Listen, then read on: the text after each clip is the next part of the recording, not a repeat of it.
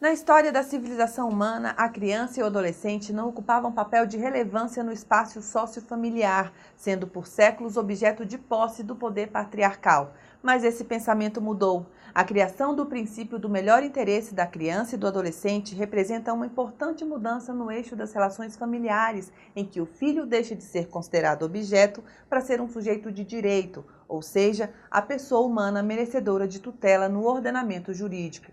Esse é o tema da nossa conversa de hoje. Eu sou Ana Paula Souza e começa agora o OAB Entrevistas.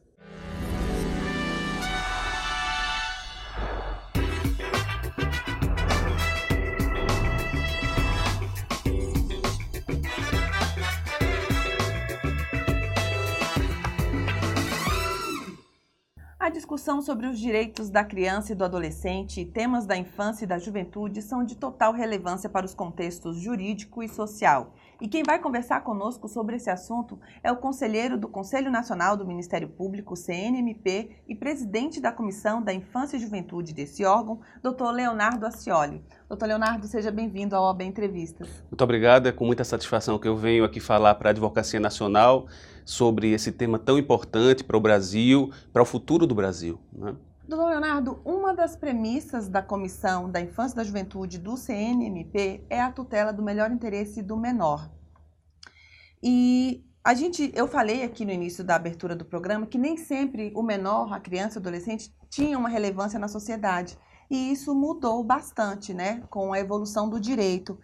Eu acredito que o senhor se identifique bastante com essa causa, porque o senhor veio da advocacia, foi escolhido para ser conselheiro por meio do Conselho Federal da OAB, né, para ser conselheiro no CNMP, e a advocacia, assim como o Ministério Público, é muito preocupado com questões cidadãs.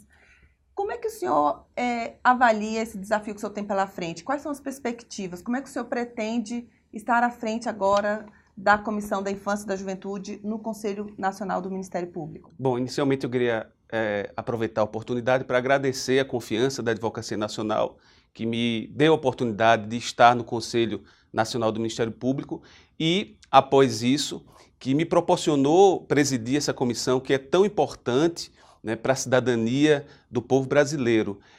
Na verdade, como você bem disse, a proteção à infância é algo muito recente na história da humanidade. A noção de que a criança não pode ser submetida ao trabalho precoce, degradante, a proteção à criança no seu aspecto psicológico, de acolhimento, de amor familiar.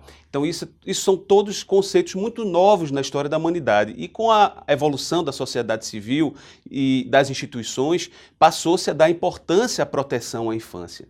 E nesse sentido, o Conselho Nacional do Ministério Público tem a Comissão da Criança e do Adolescente como uma comissão permanente e muito bem estruturada para justamente trabalhar nessa temática de tamanha importância. O meu trabalho e o nosso trabalho na comissão, ele vai ter inicialmente 3 focos principais, né, sem abdicar de outros. O primeiro seria o combate ao trabalho infantil, né? É uma chaga que existe no Brasil. Nós temos aí diversos exemplos de crianças e adolescentes trabalhando em situação degradante na palha da cana, nas corvorias do norte, o trabalho nas cidades também. Também um diagnóstico e ações no campo das unidades de acolhimento das crianças e adolescentes seria um outro foco do trabalho. E o terceiro, a proteção da criança e do adolescente no tocante à violência que eles sofrem diariamente, e incluído também a violência sexual, que é um tema que hoje está também em grande discussão no país. Então, principalmente esses 3 temas, sem prejuízo de outras questões que são diuturnamente nos apresentadas na comissão. Estou há pouco tempo, mas nós já temos diversas demandas que surgiram na comissão. Uma, agora muito recente, que nos foi apresentada foi o caso do adolescente da criança que foi abandonada pelos pais num presídio, junto com uma pessoa que estava condenada por um crime de estupro, e a nossa comissão abriu um procedimento interno para apurar justamente a atuação do Ministério Público nesse caso, e que me parece ter sido rápido e ágil, porque já culminou com a perda do poder familiar dos pais. Mas é muito importante o poder fiscalizatório do CNMP nessas ações. Inclusive, o sistema socioeducativo é um dos temas mais trabalhados pela comissão presidida pelo senhor, né? Até pela relevância que tem. A CIG, como é chamada a comissão, realiza vistorias, né, nas casas do sistema socioeducativo e tem várias parcerias com diversos órgãos para que esses menores cumpram a pena em ambientes mais dignos, não é isso? E eu queria saber como que o senhor pretende continuar esse trabalho? Queria, antes de tudo, louvar o trabalho que já vinha sendo feito anteriormente na comissão pelo conselheiro Walter Agra, que era também representante do Conselho Federal naquela comissão. E, na verdade, hoje o trabalho realizado na comissão, nesse particular, consiste em visita em todas as unidades de recolhimento no Brasil. Nós procuramos fazer mais de uma visita por mês. Nessas visitas é feito um amplo diagnóstico da situação carcerária dessas crianças e adolescentes, da situação de acolhimento dessas crianças e adolescentes. É feito um relatório preliminar.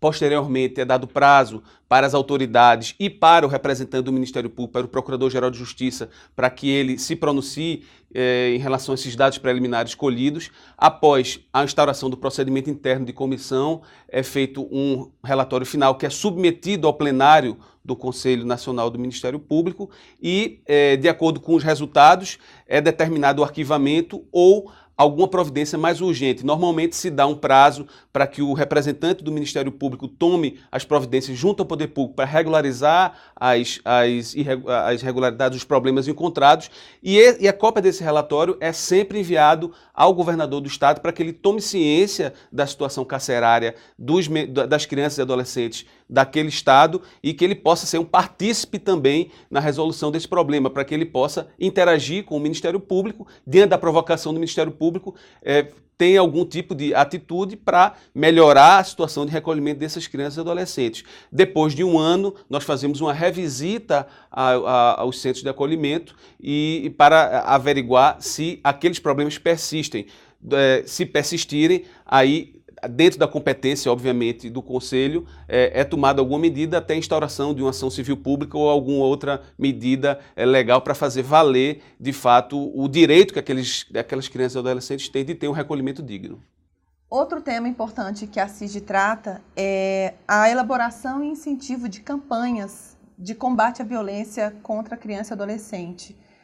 Tem um dado muito triste, do Disque 100, ou Disque Direitos Humanos, que é um serviço da Secretaria de Direitos Humanos da Presidência da República, que mostra que em 2016 o serviço recebeu 133 mil denúncias e dessas, 76 mil eram de violações contra crianças e adolescentes.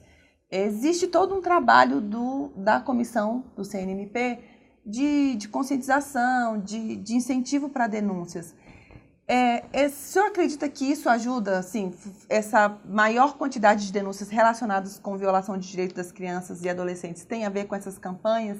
E o que fazer além de só denunciar? Porque não resolve os problemas, né? O que precisa ser feito para que não haja tanta violação? A gente tem aprendido com a nossa experiência, inclusive em participação em outras instâncias, de que o trabalho preventivo e educativo ele sempre é mais eficaz do que o trabalho reativo aos problemas. Evidentemente, hoje nós temos uma grande dificuldade de implementar campanhas dessa natureza, até pelo clima de intolerância que o Brasil vive, o clima de violência e intolerância que o Brasil vive. Mas ainda assim, esse tipo de iniciativa, ele surte mais efeito a longo prazo. Nesse sentido, está também entre as competências da nossa comissão, elaborar e protagonizar campanhas educativas. Recentemente, nós, em conjunto com a COPEGE, que é um conselho amplo de defesa da criança e do adolescente, elaboramos uma cartilha tratando de acolhimento familiar. Nós estamos em fase de impressão, de busca de financiamentos também para a publicação dessa cartilha. Essa é uma primeira iniciativa e que não se resumirá a ela apenas. Nós estamos em elaboração de diversas campanhas para que nós possamos perenizar a ideia na sociedade de que o acolhimento da criança e do adolescente, o combate à violência contra a criança e adolescente, o trabalho ao combate ao trabalho infantil e outras temáticas são importantes para a sociedade brasileira, porque a criança e o adolescente representa o futuro do nosso país. Se a gente não investir na criança e no adolescente, o futuro do nosso país realmente estará comprometido. Em 1989, o Brasil assinou a Convenção sobre os Direitos da Criança na ONU e em 1990 foi promulgada a Lei 8.069, conhecida como ECA, o Estatuto da Criança e do Adolescente, que estabeleceu uma série de direitos e deveres para as crianças e adolescentes brasileiros, entre eles o direito de defesa do menor infrator. O conselheiro do Conselho Nacional do Ministério Público, CNMP, e presidente da Comissão da Infância e da Juventude do CNMP, Leonardo Ascioli, está conosco hoje no OAB Entrevistas, conversando sobre esse tema. Doutor Leonardo, o senhor tem um histórico grande de atuação pela Ordem dos Advogados do Brasil, tanto na seccional de Pernambuco, seu estado, quanto no Conselho Federal, onde o senhor já exerceu diversas funções, entre elas a de presidente da Comissão Nacional de Defesa das Prerrogativas da Advocacia. E uma das bandeiras de luta da defesa de prerrogativas dos advogados é justamente o direito de defesa. Geralmente não é tão fácil se estabelecer esse direito dentro de um processo, é uma reivindicação antiga da advocacia. E eu queria saber do senhor se isso também é mais difícil no contexto de defesa do menor infrator. Bom, na verdade, em uma análise preliminar, a gente pode dizer que sim, porque, na verdade, quando o menor ele é preso, ele se encontra detido na unidade de recolhimento, o contato, geralmente, da Defensoria Pública ou daquele advogado particular que venha defender a criança ou adolescente, é com os pais dessa criança e adolescente. E muitas vezes, e na maioria das vezes, é verdade, aquelas crianças estão em situação de risco, de perigo, e os pais não têm a devido tirocínio para lidar com aquela situação. Então, o advogado já tem dificuldade normalmente de contato com um preso quando ele não é criança e adolescente, diante de todas as arbitrariedades que existem no sistema prisional, a dificuldade de se entrevistar com o preso nos parlatórios e tantas outras condições. E quando se trata da criança, onde o contato se dá com os pais, a gente tem uma dificuldade maior ainda no exercício desse direito da entrevista pessoal e reservada com a criança. E também, em boa parte das vezes, ou na maioria das vezes, aquelas crianças estão abandonadas pelos pais, ou não conhecem sequer os pais. Então, o contato do advogado e da defensoria, que grande parte das vezes é a entidade que promove essa defesa do adolescente que está em situação, que está detido ou preso, de fato, o exercício desse direito encontra-se em maior dificuldade do que normalmente com alguém que esteja detido, que seja maior de idade, né? Mas nesse sentido, a OAB também tem a obrigação de protagonizar o direito do advogado ao exercício daquela prerrogativa de se entrevistar pessoal reservadamente com o cliente, de ter liberdade profissional para exercer a ampla defesa, a livre e ampla defesa do adolescente que esteja, evidentemente, recolhido ou em situação de perigo ou risco. Realmente é algo fundamental, né? Doutor Leonardo, por que, de forma geral, é tão difícil se estabelecer o direito de defesa e outras garantias estabelecidas pela lei? Essa é uma pergunta que sempre se faz e eu ouço ela há muito tempo, desde a minha primeira experiência como presidente da Comissão de Prerrogativas Estadual na OAB de Pernambuco e depois no Conselho Federal. De fato, a conclusão que se tem é que o principal desafio é que nós internalizemos a ideia de que o advogado é o primeiro defensor de suas prerrogativas profissionais. Aquele advogado que cede ao poder arbitrário de qualquer autoridade, ele está a desrespeitar o mandato conferido por seu constituinte.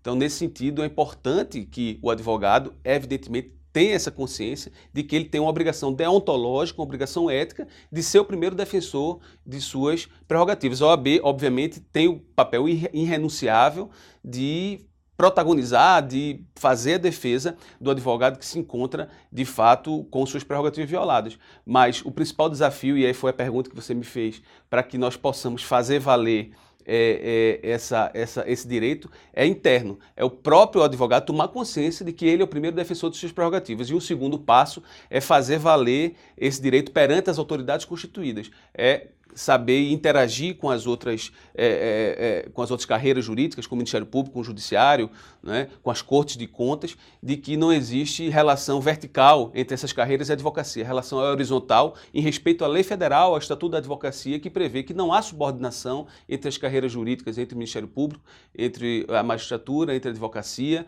e devem todos se tratar com respeito e consideração recíprocos. Fundamental, né? E a outra parte também nesse contexto, que é o cidadão. Às vezes ele não entende que ele está tendo esse direito violado, né? Na verdade, assim, hoje o Brasil se encontra numa crise tamanho, uma crise política e social, e isso tem um reflexo direto no direito de defesa. Muitas vezes se busca uma resposta rápida a tudo que ocorre e se esquece um pouco que o direito de defesa é um dos pilares da democracia brasileira. E a OAB, ela como instituição que tem como papel a defesa da ordem jurídica, ela tem que protagonizar o direito de defesa também. Os temas da cidadania estão sempre na pauta de discussão de instituições como a OAB e o Ministério Público.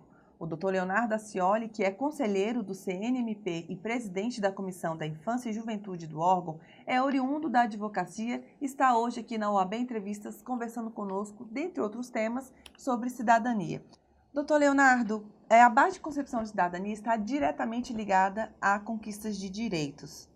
E se nós fizermos um resgate na história, a gente vai ver que ao longo dos anos, a cidadania ela trouxe a conquista de alguns direitos sociais, direitos civis, os direitos humanos. A OAB trabalha muito esse sentido de luta e conscientização pela cidadania. E o trabalho do Ministério Público também é muito voltado para as causas cidadãs. O senhor agora está permeando, né, esses dois mundos. Como é trabalhar esses dois lados? Bom, a OAB ela tem como papel constitucional a defesa da ordem jurídica e da Constituição. A OAB é legitimada universalmente para o ajuizamento dos remédios constitucionais que visa declarar a inconstitucionalidade das leis, né? E dessa forma, esse papel da OAB, ele, de certa forma, ele tem muita similaridade com a atuação do Ministério Público, que também, além do seu papel acusatório no processo penal, de fiscalização da atividade policial, ele também tem como função a defesa dos direitos difusos e coletivos da população. E dessa forma existe, eu acho que a OAB e o Ministério Público nesse particular estão do mesmo lado do balcão, né, da defesa da cidadania brasileira. Evidentemente existem choques corporativos entre as instituições, muito ligados hoje ao direito de defesa, mas esse certo tensionamento institucional é normal em qualquer democracia. E eu hoje me sinto muito confortável em estar trabalhando tanto na promoção de políticas no CNMP, como também fazendo parte de um órgão que fiscaliza justamente os excessos que eventualmente ocorridos por membros do Ministério Público. Então, eu me sinto bastante confortável, porque a minha história como membro da OAB e como defensor da liberdade, como defensor, sobretudo da liberdade de atuação dos advogados e dos direitos humanos, me deixa bastante confortável hoje em estar desempenhando esse papel. É, de certa forma, prazeroso, né? São temas muito relevantes. São temas muito relevantes, são grandes desafios, é verdade, mas com a ajuda de toda a equipe, inclusive da própria OAB, que para mim é uma caixa de ressonância muito importante para que a gente possa colher as demandas e, evidentemente, levá-las ao Conselho, eu me sinto bastante animado e habilitado para essa nova missão. Ótimo. Doutor Leonardo, nós estamos aqui falando sobre direito de criança e do adolescente, sobre prerrogativas da advocacia, sobre cidadania. E para a gente finalizar o programa de hoje, eu queria que o senhor desse a sua opinião para mostrar ou expressar sobre o que é necessário para que tudo isso não se perca diante do cenário político que a gente vive hoje. Na verdade, hoje nós vivemos um período de muita intolerância, né? Os discursos radicais, eles permeiam posicionamentos nos dois extremos da discussão, vamos dizer assim, mas, evidentemente, nós como operadores do direito e como pessoas que têm algum tipo de voz na sociedade, temos que levar o discurso do equilíbrio, o discurso da legalidade, o discurso do respeito aos direitos humanos, o discurso do direito de defesa e o discurso da importância da preservação dos remédios históricos constitucionais de defesa do cidadão brasileiro. A gente vê com muita preocupação a degradação de alguns conceitos, como da presunção da inocência, do próprio habeas corpus, que tem diminuído o seu papel paulatinamente na jurisprudência constitucional brasileira. Isso são temas que nos causam bastante preocupação, mas a Ordem dos Advogados do Brasil deve estar atenta a isso e reagir como tem reagido sob a presidência do nosso batonnier, do nosso presidente Cláudio Lamáquia, a esse tipo de situação que põe em risco a democracia brasileira. Ótimo. Doutor Leonardo, eu gostaria de agradecer a sua participação e ter vindo aqui hoje conversar conosco no OAB Entrevista. Muito obrigado, é um grande prazer, estou sempre disponível em outras oportunidades. Ótimo, muito obrigada. E o programa de hoje termina aqui, mas você pode continuar conectado com a gente. É só acessar oab.org.br e também o Facebook do Conselho Federal da OAB. Obrigada pela companhia e até a semana que vem.